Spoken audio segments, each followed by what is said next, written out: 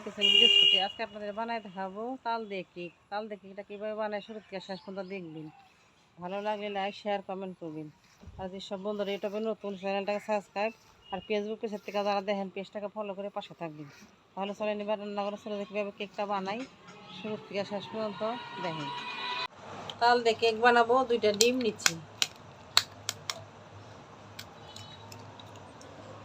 ডিমটা যদি ফ্রিজে থাকে তাহলে আগে বের করে নেবেন, তাছাড়া ফ্রিজে ডিম থাকলে কেকটা ফুলবে না ঠান্ডা ডিমে।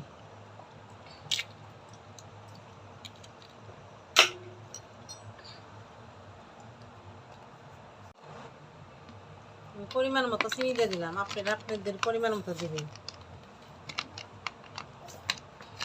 1.5 চামচ চিনি দিয়ে দিলাম, আমি যতটুকু বানাবো এই পরিমাণে দিয়ে দিলাম। এরপরে পরিমাণ মতো সাদা তেল, যতটুকু বানাবেন এই পরিমাণ মতনই সব। এবার আমি ভালো করে এটা মিশিয়ে নেব।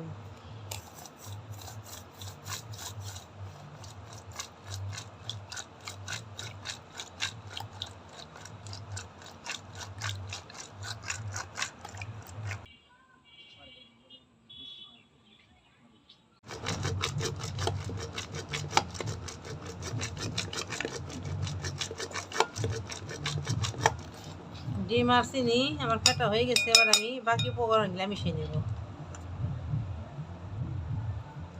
এবার আমি 1 কাপ ময়দা নিয়েছি, দিয়ে দেব।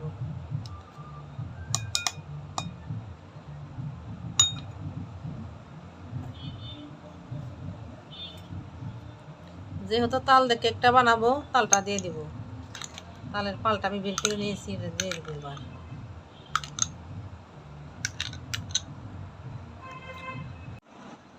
1 চামচ বেকিং পাউডার,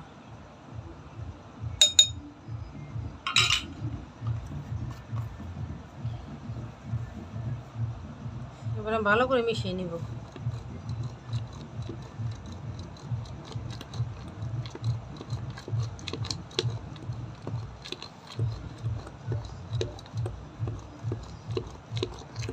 এবার অল্প করে দুধ দিয়ে দেব।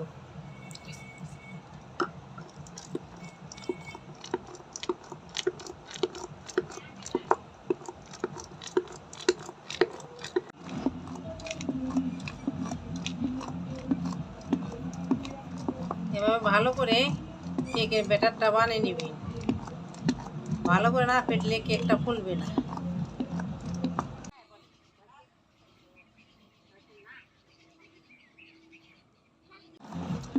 ব্যাটারটা বানানো হয়ে গেছে, এবার আমি একটা পাত্রে ঢেলে গ্যাসের চুলায় বসিয়ে দেব। এবার একটা আমি বাটি নিয়েছি, এরকম বাটি আপনারা যেটা খুশি বানাইতে পারেন। আর একটা কাগজ আমি কাইটে নিয়েছি, ভিতরে বসিয়ে দেব।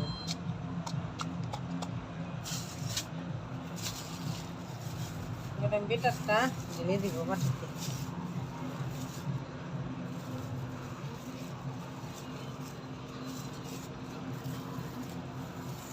এটা এভাবে সমান করে দেব।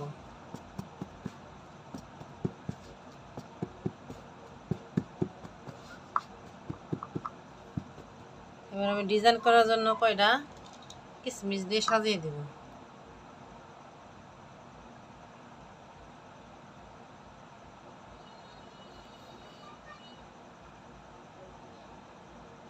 উপর দিয়ে কয়টা কিশমিশ দিয়ে দেব।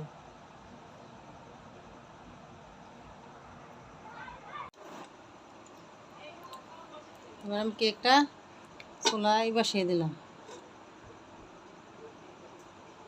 30 মিনিটের জন্য ঢেকে দিলাম। 30 মিনিট পর আবার দেখা হবে।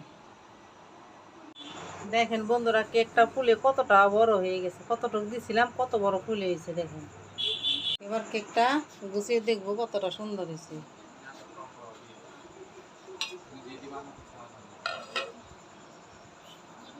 এবার কলার কাটা দিয়ে দেখবো কেকটা কতটা হয়েছে।